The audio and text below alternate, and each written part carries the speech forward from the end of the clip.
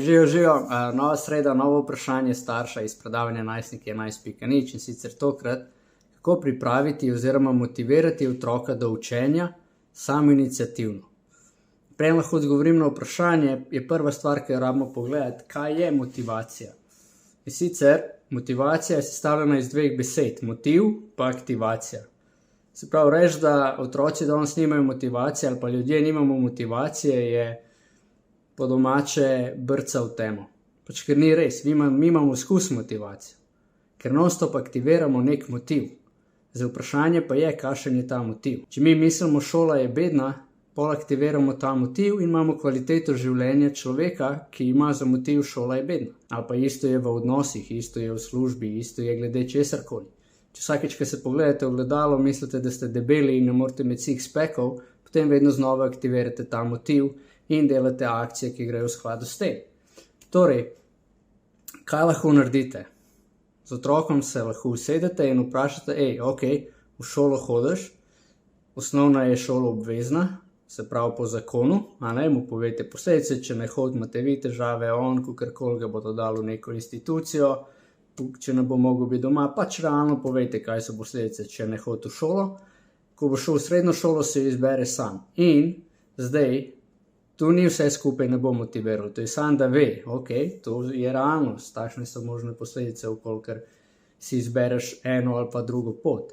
Zdaj, pa poglejte, kaj bi on rad počel v življenju, kaj njega veseli.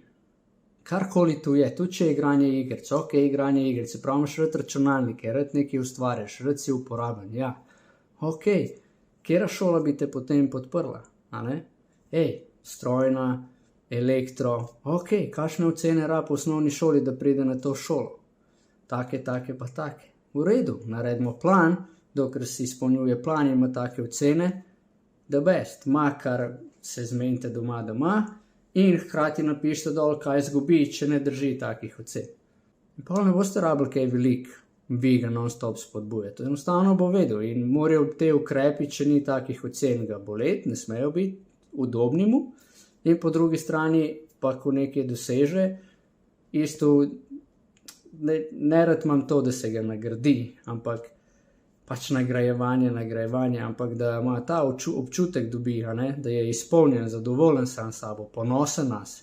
Se pravi, to je treba spodbujati in takrat, kadar ni teh ocen, ki si jih želi, pa da se spodbudi to, pismo, zdaj sem pa res zafrknil, pa rabim nekaj narediti, da je brca urit, In ne bo vedno šlo tako z lahkoto, ker zdaj govorim in tako gladko, valjda bojo pri tem spolni empaciji, ampak neka taka pot po mojih izkušnjah deluje. Se pravi, še enkrat lahko spet uporabite pogodbe, on pove, kaj bi, kaj ne bi, kako bo, vi to sam moderirate, date kontrapredloge, tako da se na koncu vsi strinjate. In pol ni težav samoiniciativno. Samoiniciativno ni takrat, kadar nimamo nič, ko se temu reče, po angleško se reče you have nothing at stake, ker nismo res predani nečemu, nekaj, kar če se tu ne zgodi, nas bo bolelo. Če se tu ne zgodi, bomo pol žalostni, se bo zgodilo nekaj, kar nočemo, da se zgodi, ali pa se bomo počutili na način, ki se nočemo, da se počutimo, ali pa bo nek rezultat, ki ga nočemo doseči. In če nimamo nič tako pomembnega, pol je vse brez veze. Če pa vidimo nek pomen v temu, nekaj pomembnega, pol je pa the best. In hkrati, kar se šole tiče, je pomenilo, da otroke spodbujate, da naj jim bo šola nekaj, kamor grejo pridobivati sposobnosti za življenje. Po angleško se reče skille. Se pravi, v šoli se lahko naučiš za kadarkoli kasneje v življenju, da delaš en kup nalog, ki jih mogoče nočeš delati. Ampak jih boš v službi rabo ali pa ko boš začel svoj biznis delati, isto bo en kup nalog, ki jih nočeš delati, ampak so nujno potrebne za to, da pride do rezultata želenega.